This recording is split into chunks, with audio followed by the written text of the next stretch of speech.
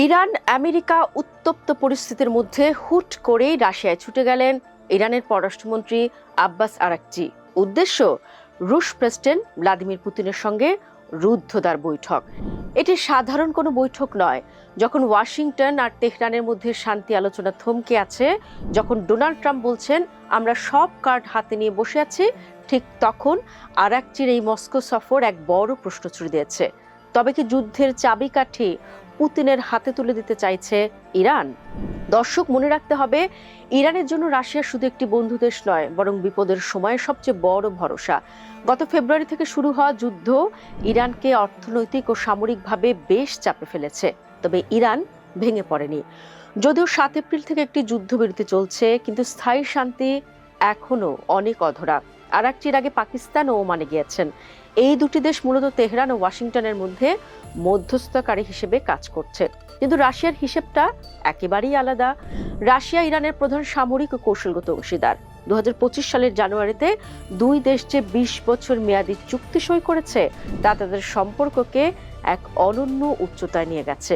তাই যুদ্ধের পরবর্তী পদক্ষেপ কি হবে তা ঠিক করতে পুতিনের পরামর্শ নিতেই পারে ইরান। দর্শক, আরাকচির এই সফরকে অনেক বিশ্লেষক কি দেখছেন বিকল্প কূটনৈতিক পথ হিসেবে। ট্রাম্প প্রশাসন যখন ইসলামাবাদে বৈঠক বাতিল করে দিয়ে এক প্রকার দাপট দেখাচ্ছে, তখন ইরান দেখাতে চাইছে যে তাদের পেছনে রাশিয়ার মতো পরাশক্তি দাঁড়িয়ে আছে। পুতিনের সঙ্গে আরাকচির আলোচনায় কয়েকটি বিষয় প্রাধান্য পেতে পারে। রাশিয়া প্রস্তাব দিয়েছে তারা ইরানের সমৃদ্ধ ইউরেনিয়াম নিজেদের কাছে রাখবে। এটি যুদ্ধের তীব্রতা কমানোর একটি বড় উপায় হতে পারত, যদিও ট্রাম্প এটি নাকচ করেছেন। দুই দেশের মধ্যে রয়েছে ঘনিষ্ঠ সামরিক সহযোগিতা। গোয়েন্দা তথ্য দিয়ে রাশিয়া ইতোমধ্যেই ইরানকে সাহায্য করছে। যুদ্ধের ময়দানে মার্কিন নড়াচড়া সম্পর্কে ইরানকে সতর্ক রাখতে রাশিয়ার কৃত্রিম উপগ্রহগুলো সারাক্ষণ কাজ করছে। ইরান হরমুজ প্রণালীর মতো গুরুত্বপূর্ণ সমুদ্র পথ বন্ধ করে বিশ্ব অর্থনীতিতে কাঁপন ধরিয়ে দিয়েছে। পুতিন হয়তো ইরানকে পরামর্শ দিতে পারেন এই কার্ডটি কিভাবে বুদ্ধিদীপ্তভাবে ব্যবহার করে মার্কিন অবরোধ শিথিল করা যায়। দর্শক, গল্পের পেছনেও অনেক গল্প রয়েছে। ইরান হয়তো এখন সম্মানজনকভাবে যুদ্ধ শেষ করার পরিকল্পনা করছে। তেহরান কখনোই আমেরিকার কাছে নতি স্বীকার করবে না। কিন্তু রাশিয়ার মধ্যস্থতায় বা পুতিনের পরামর্শে যদি কোনো সমঝোতা হয়, তবে সেটা ইরানের জন্য হবে একটি কূটনৈতিক বিজয়। রাশিয়ার পররাষ্ট্রমন্ত্রী সের্গেই ল্যাভরভ পাকিস্তান ও ওমানের প্রচেষ্টাকে সাধুবাদ জানিয়েছেন। এর মানে হলো রাশিয়া চাইছে এই অঞ্চলে প্রভাব বজায় রাখতে। পুতিন যদি ট্রাম্পকে বোঝাতে পারেন যে ইরানের সাথে একটি ভারসাম্যপূর্ণ চুক্তিতে আসা উচিত, তবে যুদ্ধের মোড় ঘুরে যেতে পারে। দর্শক, আব্বাস আরাকচি একজন ঝানু কূটনীতিক। তিনি জানেন যুদ্ধে বুক চিতিয়ে দাঁড়ানোর পাশাপাশি অর্থনীতিও রক্ষা করা দরকার। ইরানের তেল রফতানি আর আমদানির পথগুলো এখন অনেকটাই অবরুদ্ধ।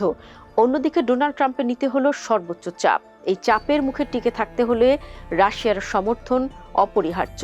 এখন প্রশ্ন, আরাকচির মস্কো সফর কি যুদ্ধ থামাবে? উত্তরটা এখনই দেওয়া কঠিন। তবে এটা স্পষ্ট যে তেহরান এখন একা লড়তে চাইছে না।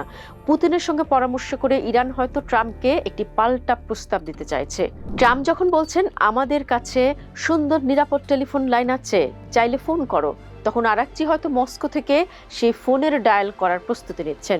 বিশ্ব রাজনীতিতে এখন সবাই তাকিয়ে আছে এই ত্রিভুজ সম্পর্কের দিকে, ট্রাম্প, পুতিন এবং আরাকচি। সেন্ট পিটার্সবার্গের এই বৈঠক যদি সফল হয়, তবে হয়তো খুব শীঘ্রই হরমুজ প্রণালীতে তেলের জাহাজের সাইরেন শোনা যাবে এবং যুদ্ধের দামামা থামবে। আর যদি ব্যর্থ হয়, তবে উত্তেজনা বিশ্বকে এক দীর্ঘস্থায়ী সংকটের দিকে ঠেলে দেবে। আব্বাস আরাকচি রাশিয়ার দরজায় কড়া নেড়েছেন কেবল বন্ধুত্বের জন্য নয়, বরং ট্রাম্পকে ঠেকানোর শেষ কৌশল হিসেবে। পুতিনের পরামর্শই হয়তো হতে পারে ইরানের পরবর্তী বড় পদক্ষেপ।